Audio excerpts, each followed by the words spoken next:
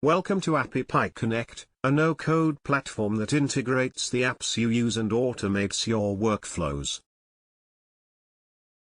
In this video we will integrate Google Sheets with pipedrive to automate workflows between the two apps.